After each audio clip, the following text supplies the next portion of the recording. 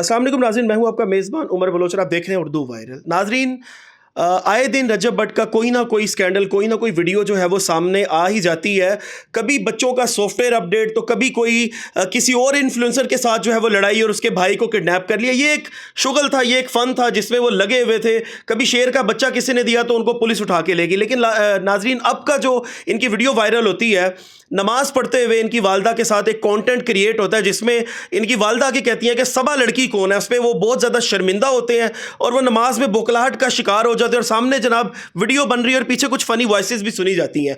इस वीडियो के ऊपर जो मेरे साथ मियाँ बिलाल साहब बैठे हुए हैं, इन्होंने एक्शन लिया और ये मैदान में उतरे अपने सारे लीगल टीम के साथ कि भाई ये चीज़ जो हुई है ये बड़ी गलत है। मैं आज इनके पास मौजूद हूँ और जिस तरह के मैंने आपके साथ वादा किया था कि मैं आपको पूरे केस से रिलेटेड अपडेट करूंगा, तो मैं आज उसी केस से मुतालिक बिलाल साहब के पास मौजूद हूँ। अस्सलाम वालेकुम। जी वालेकुम सलाम। बिलाल भाई कैसे हैं आप? जी अल्लाह का शुक्र, ठीक ठाक। बिलाल भाई, स्टार्ट में जो है वो बच्चों का सॉफ्टवेयर अपडेट हुआ, वो केस ख़त्म हो गया, उसके बाद उठा के ले गई पुलिस घर में घुस के और उसके बाद पुलिस वालों के साथ ही शॉर्ट आउट्स चल रहे हैं कि भाई ए आए थे मैंने चुक के ले गए। मतलब एक टोटल ना एक फ़न की दुनिया में जो है वो रजब भट्ट साहब मशगूल थे, लेकिन बीच में उन्होंने एक गलती क्या की कि वो मज़हब को अपने कंटेंट में लेके आ गए और आपकी वीडियो देखी, आपने उन पर मुकदमा भी दर्ज करवाया, आप बहुत ज़्यादा गुस्से में थे। ये जो आपने बात की ना सॉफ्टवेयर अपडेट वाली, तो इस पर मेरा रजब भट्टी को एक पैगाम है कि हम वकील लोग हैं, साढ़े को टलो बच्चा वकीलों नाल पंगे नहीं चंगे। आपने कब कोई मेडिसिन लें, किसी मेडिकल स्टोर पर जाए, उसके ऊपर लिखा होता है कि इस मेडिसिन को बच्चों की पहुंच से दूर रखें। मेरे भाई, मैं वो मेडिसिन हूँ,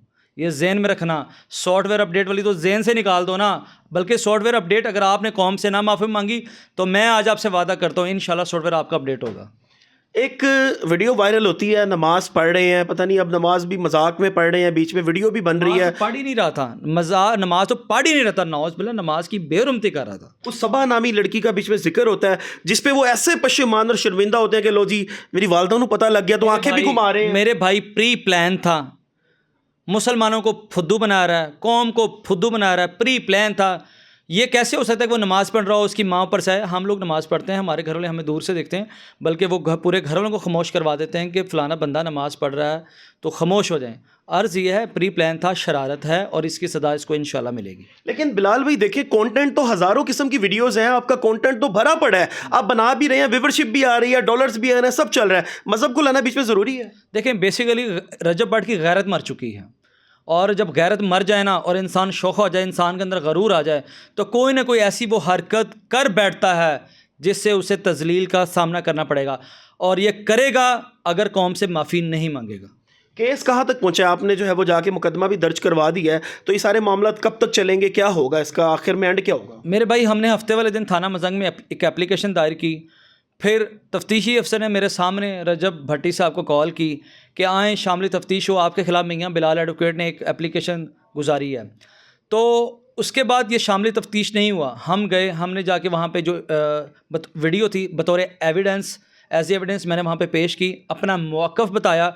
उसके बाद सेशन कोर्ट में आज हमने 22 से 22 पी की पिटीशन दायर कर दी है। बदकिस्मती कल छुट्टी है, मौसम सरमा की छुट्टियाँ हैं, वो इंशाल्लाह 4 तारीख को दोबारा हेयरिंग है, 4 जनवरी 2025 को।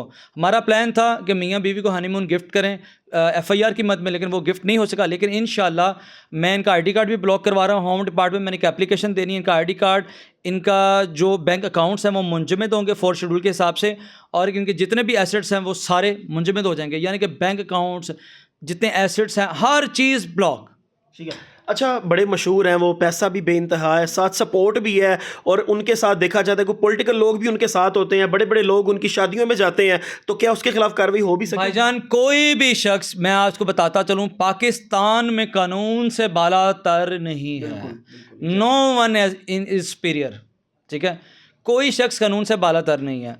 अब चाहे वो पाकिस्तान का वज़ीर आज़म हो, चाहे किसी अदारे का जौन सा मर्जी प्रेसिडेंट हो, अगर नाउज़ बिल्ला कोई शख्स इस्लाम की, मज़हब की, नमाज की तौहीन करता है तो उसे वो सज़ा भुगतनी पड़ेगी। अभी तो लोग ये मुझे वहाँ नारा मारने लगे थे, तो मैंने जो अदालत का माहौल था उसको थोड़ा सॉफ्ट किया, पीसफुल किया। लोग कह रहे थे कि इसकी एक ही सज़ा, सर तन से जुदा, ये वो।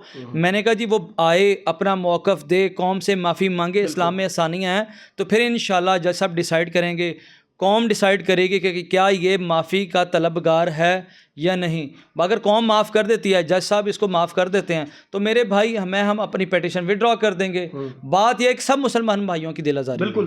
قوم کے لیے کیا میسیج ہے آپ کا, کیونکہ ان کے بڑے چھوٹے چھوٹے ننھے منھے سے فالوورز ہیں, ان کے لیے کیا میسیج ہے؟ میرا تمام جتنے بھی میری یوتھ کے میرے بھائی ہیں, میری بہنیں ہیں, قوم پاکستانیوں, میرا ایک ہی پیغام ہے.